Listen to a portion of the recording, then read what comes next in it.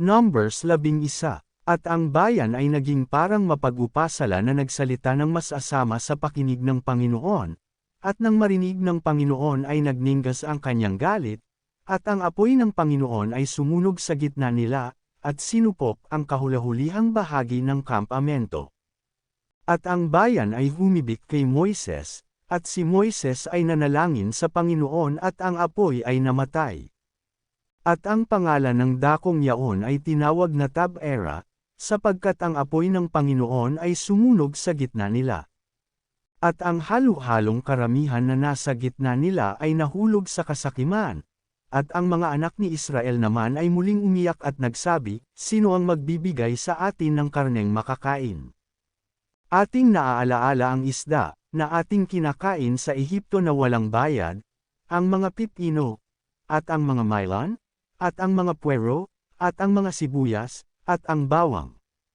Ngunit ngayoy ang ating kaluluwa ay natutuyo, walang kaano-anuman, sa ating harapan ay walang anuman kundi ang manang ito. At ang mana ay gaya ng butil ng kalantro, at ang kulay niyaon ay gaya ng kulay ng bilyo. Ang bayan ay dumadaan sa palibot, at pinupulot yaon, at kanilang ginigiling sa mga hilingan, o kanilang dinidikdik sa mga lusong, at kanilang niluluto sa mga palyok, at ginagawa nilang munting tinapay at ang lasa ay gaya ng lasa ng bagong langis. At pagka ang hamog ay nahuhulog sa ibabaw ng kampamento sa gabi, ang mana ay nahuhulog. At narinig ni Moises ang pag-iiyakan ng bayan sa kanikanyang sangbahayan, na bawat lalaki ay nasa pintuan ng kanyang tolda, at ang galit ng Panginoon ay nagningas na mainam, at sumama ang loob ni Moises. At sinabi ni Moises sa Panginoon, "Bakit mo ginawa ng masama ang iyong lingkod? At bakit hindi ako nakasumpong ng biyaya sa iyong paningin, na iyong iniatang sa akin ang pasan ng buong bayang ito? Akin ba kayang ipinaglihi ang buong bayang ito? Ipinanganak ko ba upang iyong sabihin sa akin, kondangan mo sila sa iyong kondangan? Na gaya ng nag-aalagang magulang na kinakandong ang kanyang batang pasusuhin, sa lupain na iyong isinumpa sa kanilang mga magulang. Saan ako kukuha ng karne upang ibigay sa buong bayang ito? Sapagkat sila'y umiyak sa akin, na nagsisipagsabi, bigyan mo kami ng karneng aming makain. Hindi ko kayang dalhin mag-isa ang buong bayang ito, sapagkat totoong mabigat sa akin. At kung ako'y ginagawan mo ng ganito ay patayin mo na ako, ipinamamanhik ko sa iyo. Kung ako'y nakasumpong ng biyaya sa iyong paningin, at huwag ko nang makita ang aking kahirapan."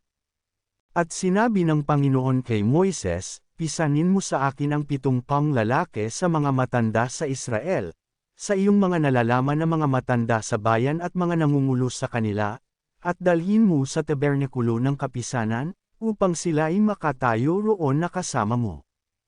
At ako'y bababa at makikipag-usap sa iyo doon, at ako'y kukuha sa espiritong sumasa iyo at aking isasalin sa kanila, at kanilang dadalhin ang pasan ng bayan na kasama mo, upang huwag mong dalhin mag-isa.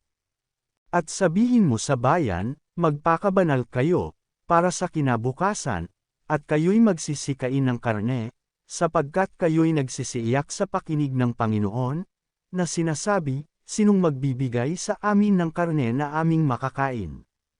Sapagkat maigi kahit nang nasa Ehipto, dahil dito bibigyan kayo ng Panginoon ng karne at kakain kayo.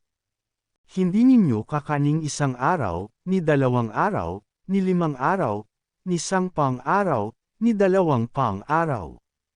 Kundi 1 buong buwan, hanggang sa lumabas sa inyong mga ilong, at inyong kasuyaan, sapagkat inyong itinakuwil ang Panginoon na nasa gitna ninyo, at kayo'y umiyak sa harap niya, na nagsasabi, bakit kami nakaalis sa Ehipto? At sinabi ni Moises, ang bayan na kinaroroonan ko, ay 600,000 katao na nakatayo. At iyong sinabi, akin silang bibigyan ng karne na kanilang makakain sa buong buwan. Papatayin ba kaya ang mga kawan at mga bakahan, upang magkasya sa kanila? O ang lahat ng isda sa dagat at titipunin sa kanila upang magkasya sa kanila? At sinabi ng Panginoon kay Moises, Umikli na ba kaya ang kamay ng Panginoon?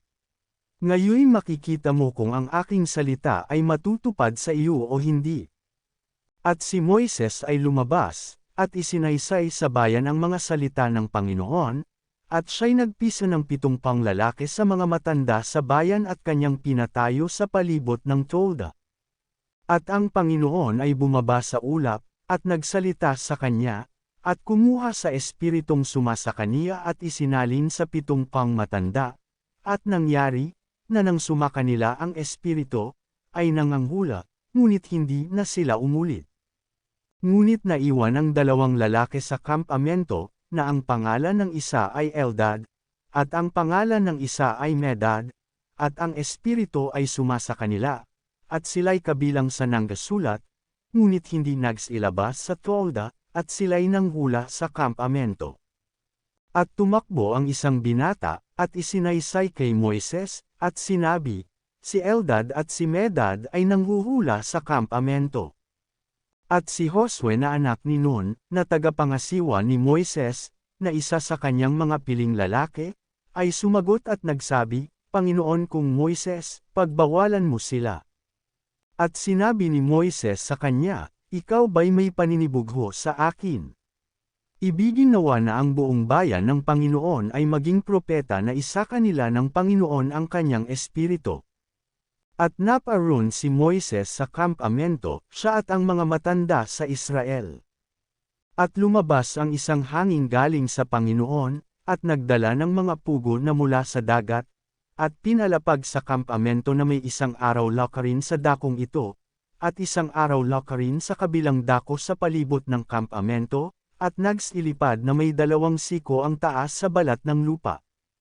At ang bayan ay nanggikatindig ng buong araw na yaon at ng buong gabi, at ng buong 2 araw, at nagsipanghuli ng mga pugo. Yaong kaunti ang napisan ay nakapisan ng 10 homer, at kanilang ikinalat para sa kanila sa buong palibot ng kampamento. Samantalang ang karne ay nasa kanilang mga ngipin pa, na hindi pa nila nangunguya ay nagningas laban sa bayan ang galit ng Panginoon at sinaktan ng Panginoon ang bayan ng isang salot na di ko asa. At ang pangalan ng dakong yaon ay tinawag na Kibroth Hataava, sapagkat doon inilibing nila ang bayang Sakam. Mula sa Kibroth Hataava ay naglakbay ang bayan na patungo sa Hazeroth, at sila'y tumira sa Hazeroth.